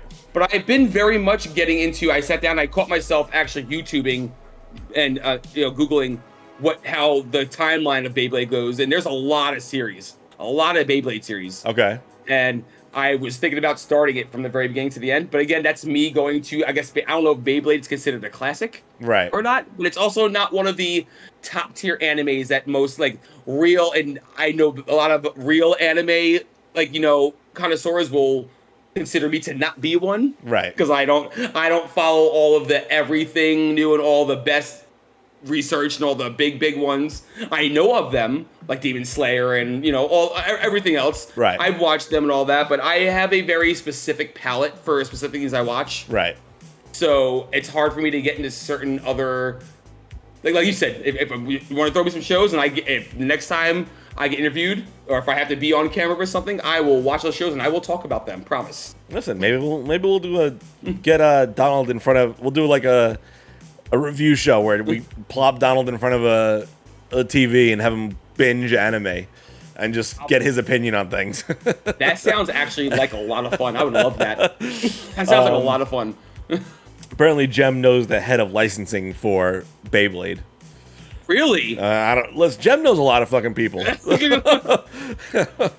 You never know who Jem doesn't know. Yeah. We just got a new dome and like 3 new bays like a couple days ago, and I haven't even tried my new one yet. All right, let's do another dicey question, and then we'll dive back into some more of these questions. We got some good ones. So let's see here. That's a number 10. So, what's in your hoard? What do you collect? Do you have any collections that you do? I do. I do have a collection. I tried to put some of it back here. Most of my collections are very Harry Potter and DBZ related. Again, I'm one of the very huge, gigantic DBZ fanatics, Yeah. not just the fantasy or not. It's a lifestyle. DBZ is 95% of my wardrobe is Dragon Ball Z. No, but I do collect. I keep things. I have like one day I know I'll take a picture of what I have in my, because I plan on putting a lot of things I do have into my background when I have the space to put it there and I get my lights ready. But you'll start seeing, actually, I won't even take a picture. You guys will start seeing a lot of this stuff I do have collected when I start getting them into my background, when I get a chance to get my lights prepared, properly set up. All right. Colame wants to know, what campaign setting would you like to play in? Wild West, modern day, apocalyptic, cyberpunk? Wild West. Wild West, 100%. Okay. I would love to play a straight up gunslingers Wild West game. Okay. Straight up going into a southern, we're talking, 1916, 15 fucking, Texas or whatever, going into a saloon area, Dustin, and having to roll like, a duel where roll your dice for speed, roll your dice for how many shots you get off before, and then how accurate you are. I would do that all day, and then having to take out the big bad who's taking over the small town and repressing the people, and then playing a hard body cowboy. I would love that. Do you have a character already? Yes, I do actually. What's his name? His name is Tristin, but it's always Okay. that. It'll always be Tristin, unless I would change his name if I actually got into it. I have never had the opportunity to play in that type of setting, but I've thought about it, and all my characters are always named Tristin. That's just what my brain goes to. But he would be like what I originally wanted this Tristin to be. He would be a very animated and humorous, serious gunslinger. But until it came to time to, he would be the one sitting there like, so hey, and then do those kind of things, like be really good at what he does, but always joking while he does it. Sort of like a Chris Pratt from Guardian Galaxies. Okay. Okay. A little Star-Lord action. Yeah, basically that, except Wild West, and my six shooter game would be on point. All right. Let's see what else we got here. So Sarah says Sylvash the Stampede. You didn't see Cowboy Bebop? No, not Cowboy Bebop. Jesus, how dare I? What is Vash the Stampede? Why am I blanking on this? Oh God, I'm gonna get hate for that one. Well, I'm good with that, because I'm very anime secluded. I'm very in the Trigun. small box. Oh my God, Trigun. You never seen Trigun? No, I have not. Oh, I know of it. I do know of it. That's a never great watched show. it. You gotta watch that one. That's a good one. All right. Jembury wants to know, if you could travel to any fantasy world or city, where would you go? Hogwarts. 100%. There's 100%. Colame wants to know, if you had to play one of the other characters on the Fists, who would you play?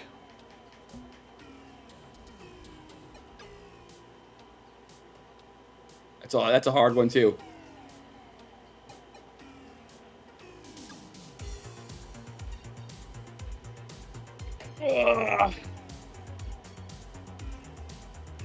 I've never thought about that.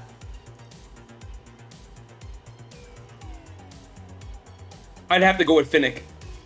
Finnick. Okay, I Yes. didn't expect that answer. Yeah, I'd have to go with Finnick. With the character style, not the role play style. I mean, her battling, her character setup style. Okay. I would probably go with a Finnick. Jem wants to swap everyone's characters with each other for the next battle royale.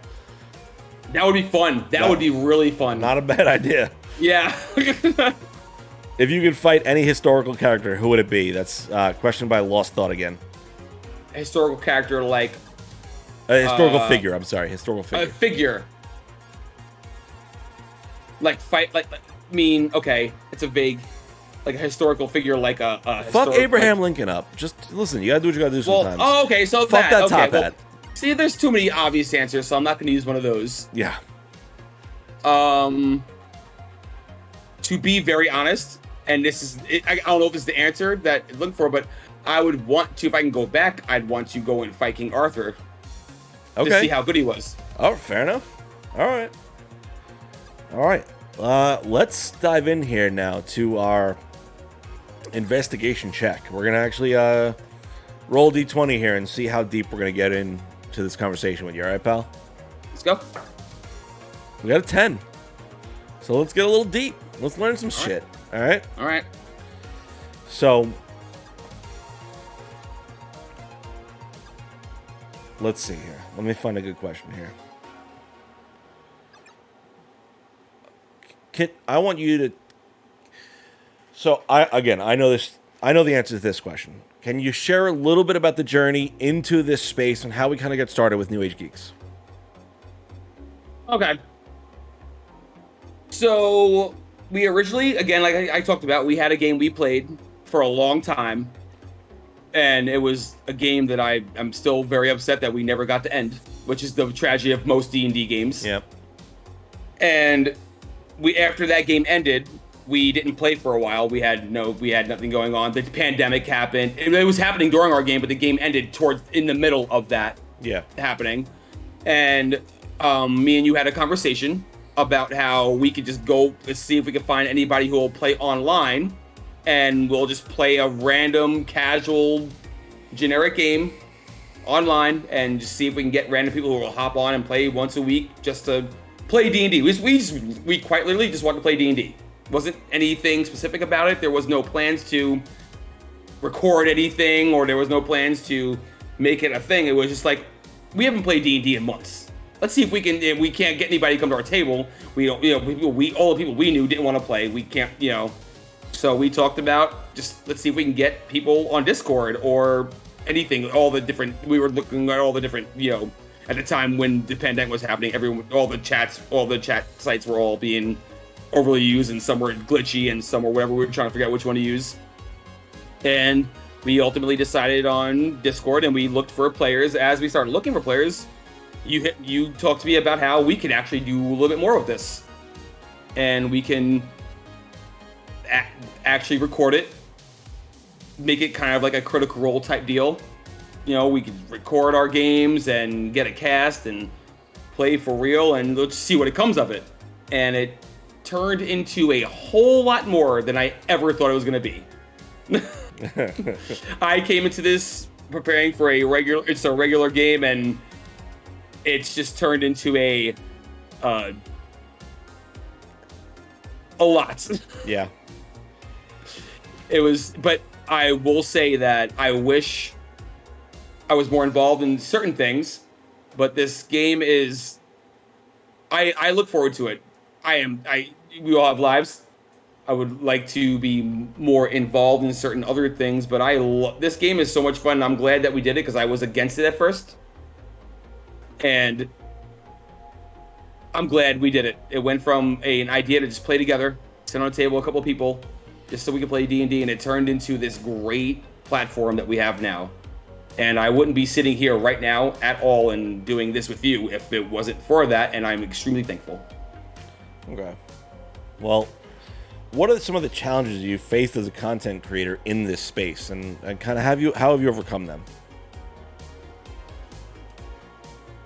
That's the hard part. So I'm very antisocial when it comes to outside of people I know in real life.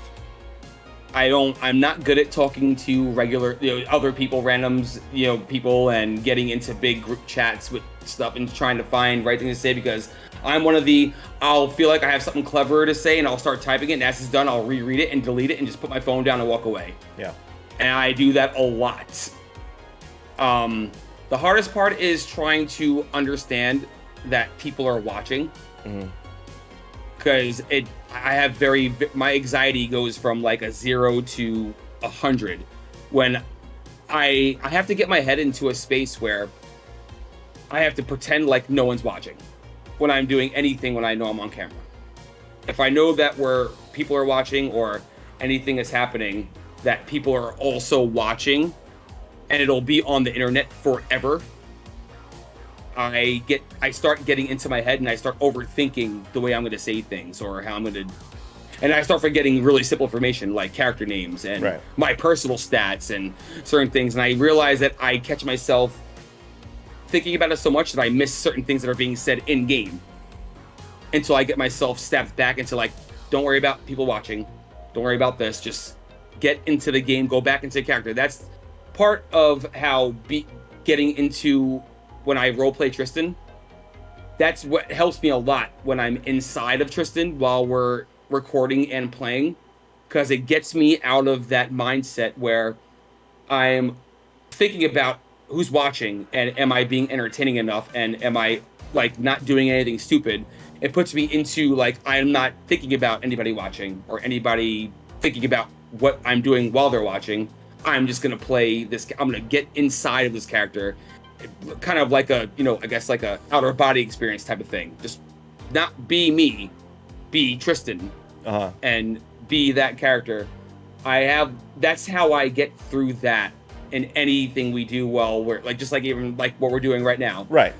I have to very much think that no one's watching right now. Yeah. No one's looking at me. No one's staring at me. No one's wondering what I'm saying, or no one's wondering if I'm going to make a mistake or if I'm going to stumble, or that's not me worrying about them thinking that. That's me worried about me thinking it and people catching it. Do you think your anxiety is what kind of led you to not wanting to start this channel in the first place? 110%. Yeah.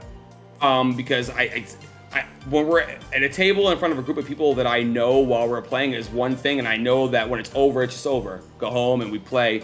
When it's being recorded, it's like the extra little bit of pressure. Like there is that little bit more where, again, my head, I know that no one's critiquing everything and nobody's like putting me down or anything, but it's just my head trying to feel like I overthink, like how can I try to be as professional as everyone else? Right.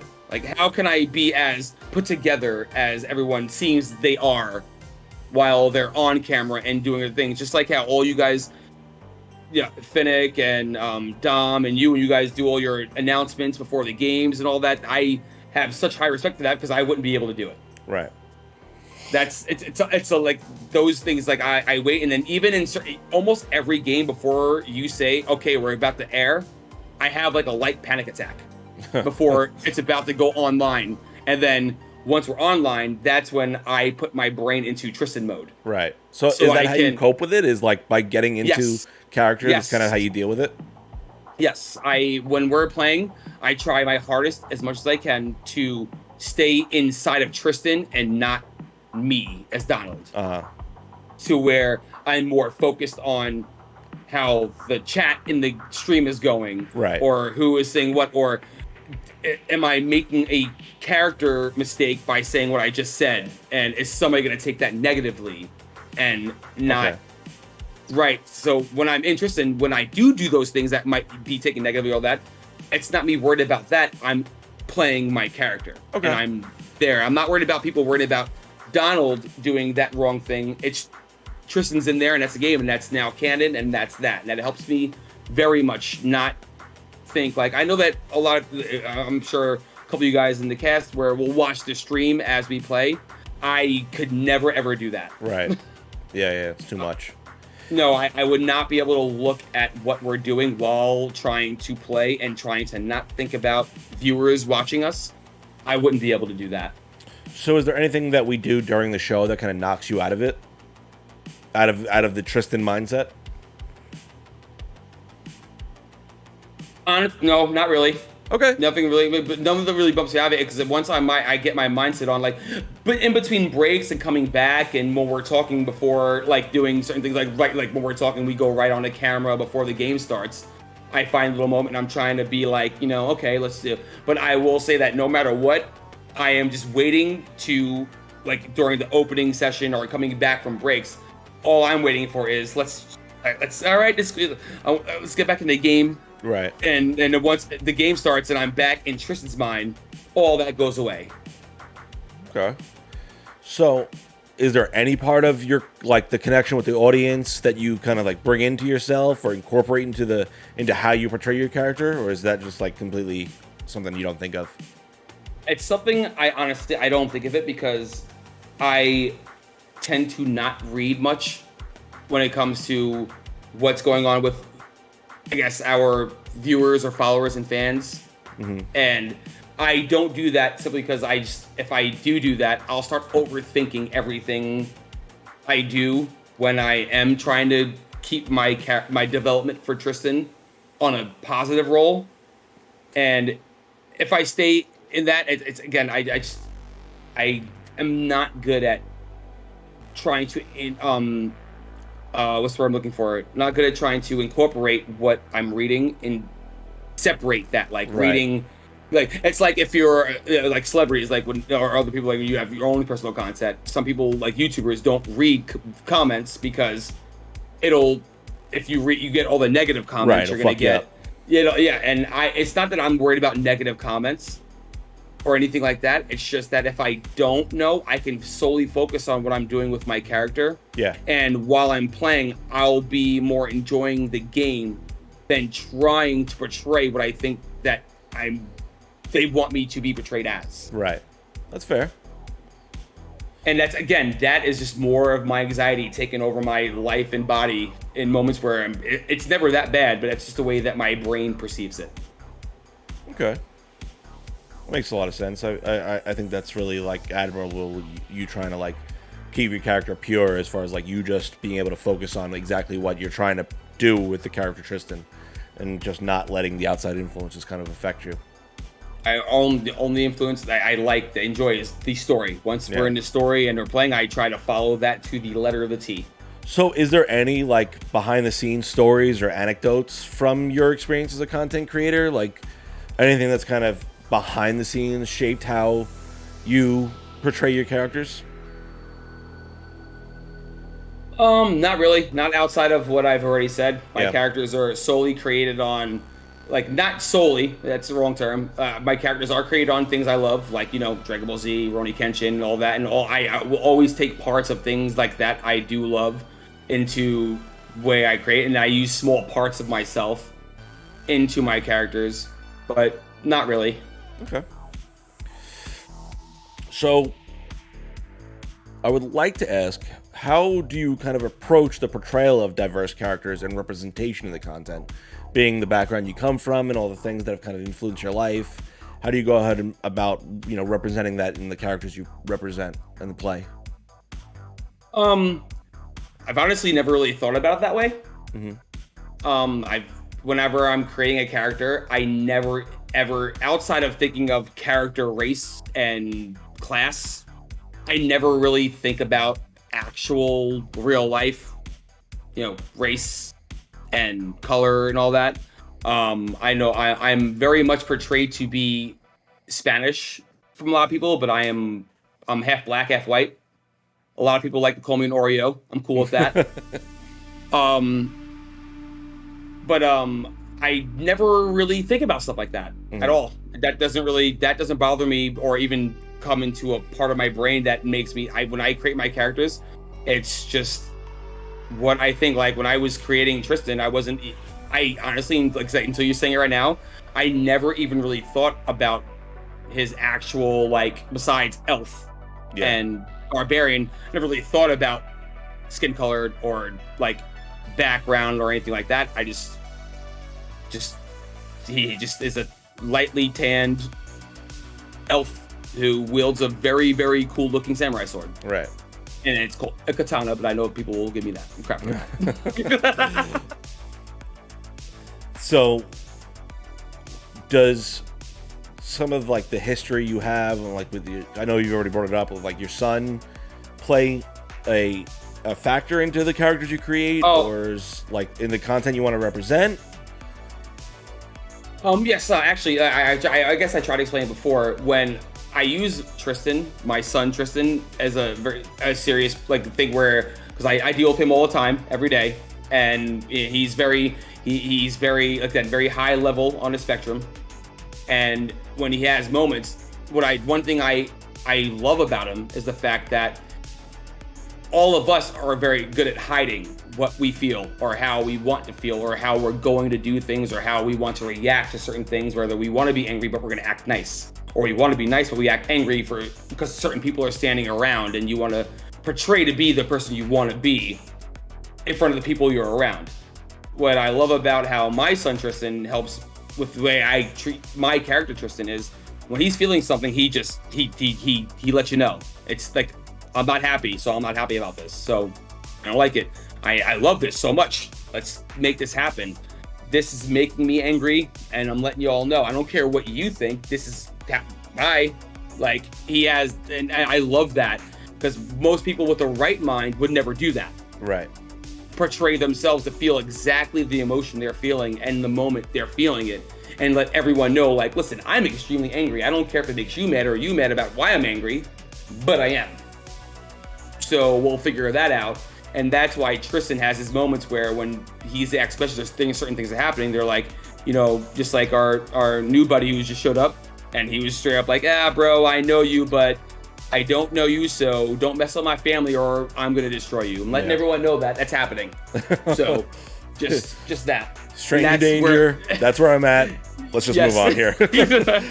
I very much portray that image, how he does that, because I love it. Yeah. So where there are certain times where it's like, you know what, it might make you mad, but I don't like you, so yeah, just that. Yeah, it's really reassuring that Tristin is so very much on the cuff of his, what's the expression, on the cuff of his sleeve? I don't know, but like no one ever questions what Tristan's feeling. It's like just everyone knows what Tristan's feeling. He doesn't hide. He hides things he needs to hide, but when it comes to what's going on in the moment, he's asked, like, how do you feel about this? It's like, yeah, I'm gonna let you know I'm getting ready to go out this door and slash something. Yeah. So and I think, like, on a more personal note, I know, like, I know you, I know your son, I'm very close with you guys. I think it's great the representation you give that to your son, who I love. I love Tristin so much, and him not having a voice, it's really nice for, again, this is your experience. I'm not trying to, overlap myself in this at all, but I really like seeing you represent him and give him a voice in this space. I think it really is a wonderful thing you do by naming all your characters Tristin and letting him be the adventurer in these stories. And I know he watches the show on occasion, and like, he does, you do your best that you can in this situation, but I think it's really a wonderful thing you do to try and give him this voice and, let him experience these adventures, whether it's just hearing his name spoken in these adventures and, listening to stories about the adventurer Tristin going out on and doing these amazing things. And I think it's a really amazing thing you do, and I don't think you get enough credit for it.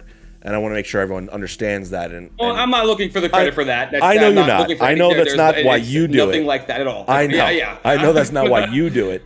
But I love you, and I love him, and I think it's important that people understand that and can appreciate that. And that's all I want to say about that.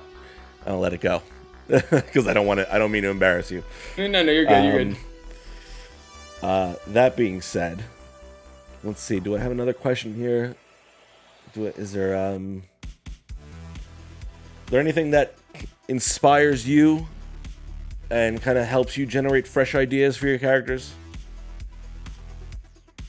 Actually, quite literally almost everything. I hope that's not a generic. I'm scared of giving generic answers that people would just say. But when I say that is, I have a very, very vivid imagination.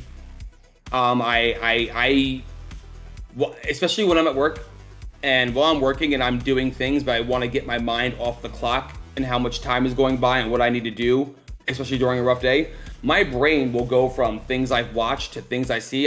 Customers and going as I'm driving to work, I'll see certain things or things will happen. Like I'll hear certain bird sounds that I don't know what that bird is, but I'll think about what it is, and in my mind I'll create like a animal partner in my head for that specific sound. But then I'll never think about it after I get to work because I'll forget about it for a month and it'll go away. I'll be sitting there trying to figure out what I'm doing with my headphones on, walking around doing something, and then like on a rainy day go outside and see things and see like some like an ant or anything happening, and then I'll think like, damn, how can I incorporate, like, if there's a moment where it's something like this? My brain moves so fast. My thoughts go from here to there, from here to there, from here to there, from here to there. all the time, no matter what I'm doing. I'll create some really good ideas and not remember them by the time I get home. Like, and I do that all day long. And I'll sit there and be like, tell myself, I should write this down. No, there's no way I'm ever going to forget that. I won't forget it. This is such a good idea. It's in the bank. It ain't going nowhere. And then be home like, Marie, I had a really good idea for something I wanted to record with Denise today. Fuck. Gone. But I honestly draw, and I'm sorry if that's a generic answer, but I draw information from all things. It's mostly because I can look at anything and my brain will turn like anything into anything. Yeah. And it's a living curse and a blessing, because sometimes it's fun, but sometimes it drives me nuts. Yeah. Well, we're getting a little late in the day here, so let's try and wrap this up with a few more questions. First off, Colome wants to know, why'd you go barbarian over a samurai fighter? Because I love I think I said a little bit about it before. I love trying to, especially this is my first one. I've done some one-shots back in the day with other DMs, like trying to do other things, but those are never going to be seen or shown, and they were one games that lasted 2 hours. But I've never gotten a chance to do this, because before this, I tried to create characters that, like, again, I don't define my character by stats, but while I'm creating the character, I do want stats and things to be cohesive. Right. To have, you want your character to have good AC and good whatever stats you need for the class you're playing. But when I was creating this character, I was thinking, I'm like, okay, we were low on fighters with the characters we had. Right. We didn't have too much muscle. That wasn't the big reason why, but that was a small incentive to go in that direction. Uh-huh. And I was like, you know what? What's the most unorthodox combination I can make for a character that'll be fun to play, and I can also write a really fun backstory to? Okay.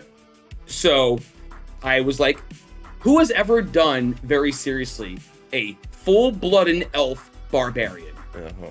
I've personally never heard of it. It's probably been done billions of times by people all over the world. Right. But I just personally never seen it in mainstream. There's no. Yeah. And other games I've been in, everyone just goes cohesive. Right. This. So I was like, an elf barbarian with a tragic backstory. That sounds like fun. Okay. So, and not just fully tragic. There are some good things, but mostly tragic, like most backstories are.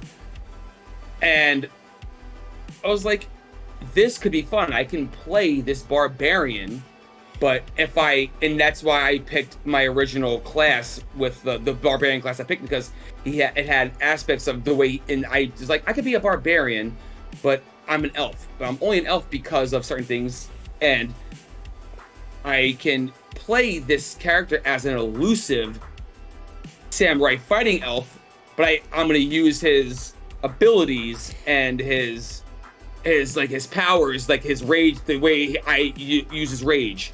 And I try to make Tristin be a barbarian, but not a barbarian, if that makes any sense at all. Right. Like, he is a samurai fighter, but he is barbarian in stats. That's why my initial saying, like, stats and all that don't define the character you're trying to play. Right. All I'm doing is using all of his abilities that he has, but instead of using them the way that people would use them as a barbarian, like rage, muscles, veins, I change it to where, how can I make this character be a barbarian with his stats and be strong, but also be a samurai? Right. Okay. All right. So, real quick, let's do a little rapid fire here. Any dream projects or collaborations you'd like to pursue in the future? Anyone you want to work with? Not that I can know of realistically. Okay.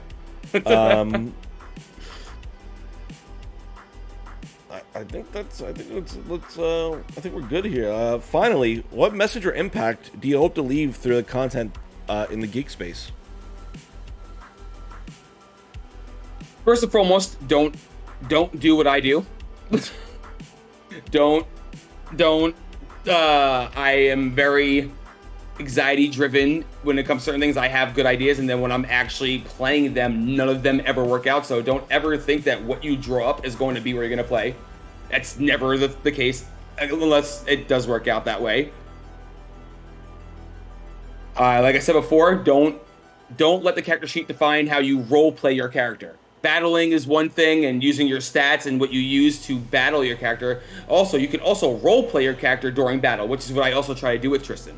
Another thing that isn't done very often, but is something that can be done. You can role play battling while you're battling, and portray certain abilities you have.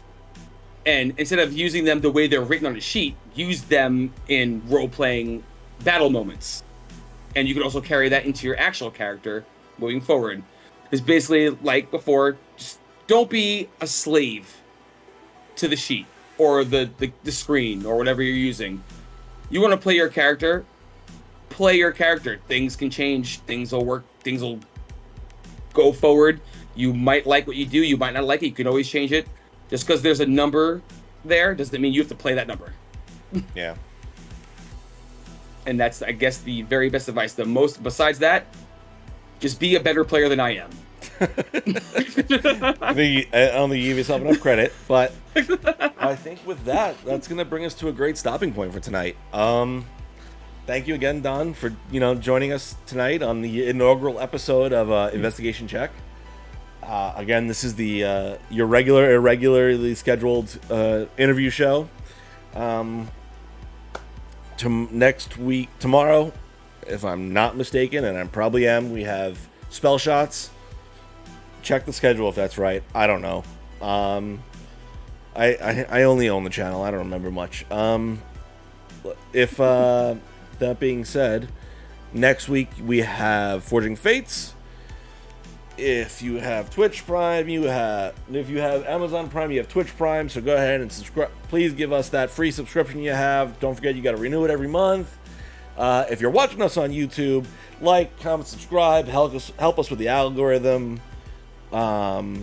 Hit the bell icon if you want to get notified for regular updates. We post every Monday and every other Tuesday to YouTube. We're everywhere. Instagram, Twitter, new_age_geeks at all the social medias. We love you guys. Good night. Good night, guys.